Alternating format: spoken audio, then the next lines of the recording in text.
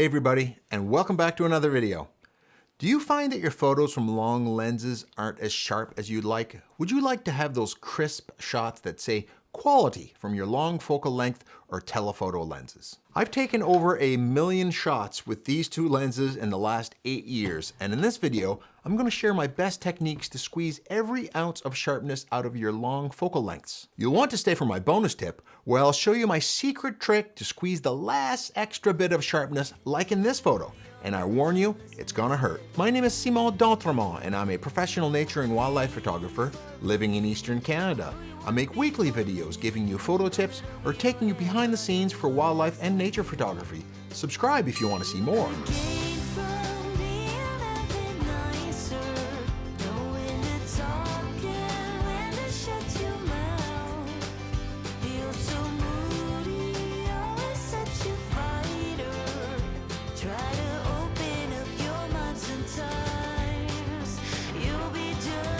First off, a warning. There are people pretending to be me using my photo and in the comments below offering you prizes.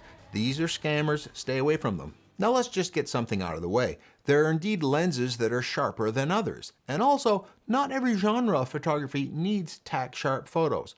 But let's face it, getting the maximum performance out of your lenses is an aspiration that many have, and buying bigger and sharper lenses is something many people would rather avoid. So in this video, we're going to focus on getting the sharpest photos out of your current lens lineup. Now, how long a lens is a long lens? There's no magic number, but any lens that has a lens foot to it to attach to a tripod would fit this definition. Now, why is this video about getting sharp photos out of long lenses? That's because longer focal lengths have a bad way of magnifying our shooting errors and affecting image sharpness. Why is that? One reason is because movement of the camera of only small proportions just get magnified when you have longer focal lengths. Here's an example. Here's my 500mm lens and a 1.4 teleconverter, so 700mm handheld. Now here's my 100 to 400 at 100mm of the same scene. As you can see, the longer focal length magnifies any movement. So what's going on with longer lenses that impacts the sharpness of photos? There are a number of things here that need our attention, the first of which is around movement. One is camera and lens movement, one is subject movement, and one is shutter vibration. Let's start off with lens and camera movement. The issue here is that even for a static target, unless you're on a tripod, you need a certain minimum shutter speed to get sharp photos, as even the best handheld technique still allows for camera movement. Given that longer focal lengths makes this problem worse, the solution to this needs to take this into consideration. The solution here is to have a minimum shutter speed at all times, and one that takes into account the focal length. An easy technique to calculate this is to use the fraction of 1 over your focal length to determine your minimum shutter speed. So a 200mm lens, use 1 over 200 or 1/200th second shutter speed for static targets. A 500mm lens, 1/500th of a second. We also need to adjust this for the crop factor of your camera. This is because smaller sensors give an effective magnification to your image. If you shoot at crop or APS-C sensor, multiply your needed shutter speed by the crop factor. So 1/200th of a second times 1.5 equals 1/300th of a second, or the nearest 1/320th. On Canon cameras, use 1.6. For a micro 4/3 camera, use 2 times, or 1/400th. If you have sensor stabilization, this is where it will come in handy. It allows you to get sharp photos from static targets with lower shutter speeds. A tripod will also help still the movement of your subject in the frame as long as it isn't moving. I'll show you later in this video the best techniques in using one. The second sharpness issue related to movement is the movement of the subject in the field of view. To get sharp photos, your subject needs to be still in the frame while the exposure takes place. If the subject is moving quickly and moves while the shutter is open, the subject in your photo won't be sharp. You need enough shutter speed to freeze the movement of your subject and good panning technique to slow its movement through the frame. The shutter speed needed will depend primarily on the speed of your subject, but also impacted by the length of your lens, your distance to the subject, and your sensor's crop factor. Needing more shutter speed to freeze the movement based on the speed of your subject is somewhat self-explanatory. If movement in the frame is bad, then faster movement is making it worse. If the subject is moving around, but not very quickly, you can freeze them at 1/500th of a second. If you try to shoot kids running around, or sports or fast cars, you need something like 1/1000th of a second. Fast flying birds or erratic moving subjects may need 1/2000th of a second. And finally, freezing the wings on a hummingbird, 1/3200th or 1/4000th of a second. If you want to keep things simple, you can use these and they'll work well 90% of the time. But if you want more precision, there are 3 variables that you can consider when applying these baselines. One is that the longer your focal length, the faster the apparent motion these subjects will have through your field of view because they're larger in the frame. As we discussed earlier, faster motion through the field of view increases the risk of movement while the shutter is open. As such, when I shoot wildlife with my 500mm lens and a 1.4 teleconverter equaling 700mm, I use more shutter speed than, let's say, my 100 to 400 lens at 200mm. The former, 700mm, would usually make me add about 25% to the numbers I gave you earlier for shutter speeds. For my 100 to 400 at 200mm, I can usually trim that down by about 25%. Secondly, the distance to the subject matters. If this isn't jumping out at you, consider the following thought experiment, as Einstein would have called it. If you're standing a kilometer away from a road, watching cars moving, how long do you think it would take to watch a car go through the field of view of your camera going left to right? 20 seconds? Then, if you were standing on the sidewalk next to the road and tried the same thing, how long would the car take to pass through the field of view? Likely less than 1/10 of a second.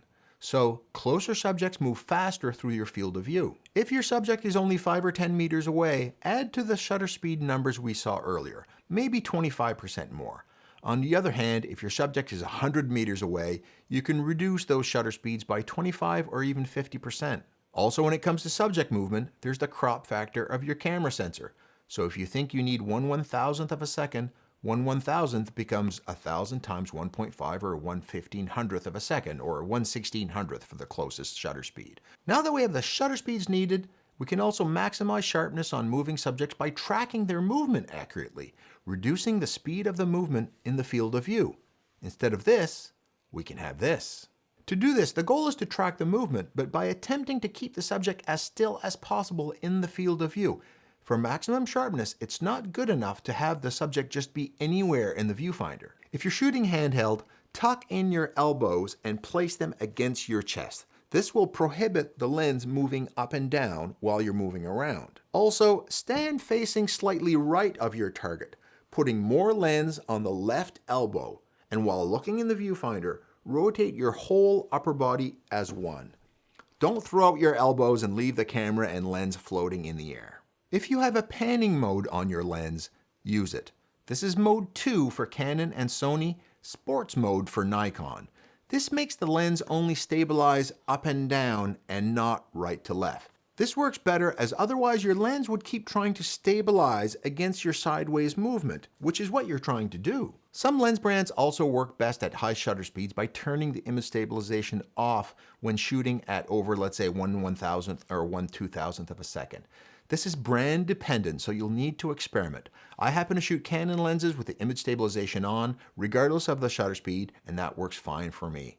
But my Nikon friends in particular turn theirs off at higher shutter speeds. The third major issue around movement that impacts the sharpness of long lenses in particular is shutter vibration and the movement of the mirror on a DSLR, which needs to go up and down every time a photo is taken. On wide-angle lenses, this can often be ignored, but on long focal lengths, the movement of the camera just when the shutter is open is a sharpness killer. But there are some techniques that we can use to dampen the vibration of the shutter and the mirror. One technique is to still the vibration by stabilizing the lens and the camera. A good technique is to use a sturdy tripod or monopod. This dampens any movement and helps keep things steady. You can improve the dampening performance of these with a few techniques. One is to place your hand on the lens to stabilize it, and this is something that I see being done, in my opinion, poorly. You see all the time people placing their hand on the lens at the same place that the tripod or monopod are attached to the lens. This is actually the least effective place to put your hand. Why? Because you're not stopping the lens from moving around, as you have no leverage. All you're doing is reinforcing a rotation point, allowing the lens to still move. On the end of the barrel is much more effective. You can put pressure down, up, or sideways. I've tried them all, they all work. If you're using a monopod, here's an extra trick.